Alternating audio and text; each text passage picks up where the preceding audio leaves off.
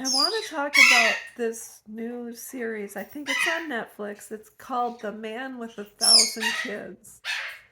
And I am torn in many different directions because I think I come from a lot of situations as being as challenging, the thoughts, ideas, etc. And looking at it in a more factual point of view, or really hitting hard at certain aspects that people don't talk about. So at the end of the third episode, I'm going to just read off the screen. It says private recipients rely on the honesty of donors. This is also true of the global sperm bank market. These clinics still have no way to check how many children a donor has. If that doesn't throw up a red flag for people that want to use artificial insemination, I don't know what will. They have no way to track how many children a donor has, because I'll tell you what happened in this situation. These families so desperately wanted children, they decided to use this particular person through the sperm bank, but also I don't know what percentage of these families didn't use the sperm bank and went and had him meet at their house. And some of these individuals had intercourse with him to do it the all natural way. And each one said, "How many children do you have?" And he always gave them a number. "Oh, you're number 3, you're number 4, etc." And I guess in the Netherlands, you're only allowed to have a total of 25 children. And he far superseded that. So they relied on his word. The sperm bank relied on his word.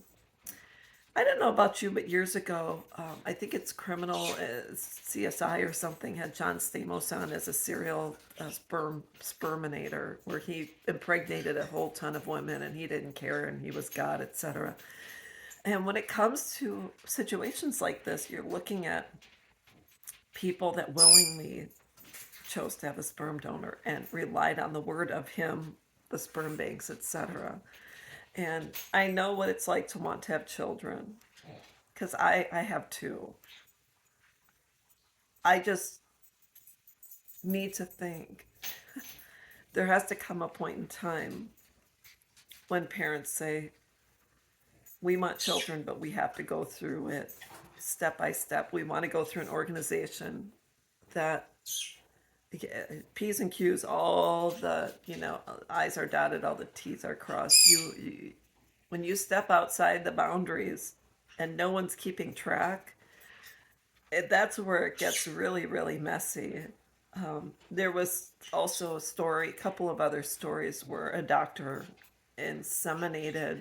He ran an IVF clinic, and he ended up, instead of using the donor sperm, he used his own sperm. Another man playing God.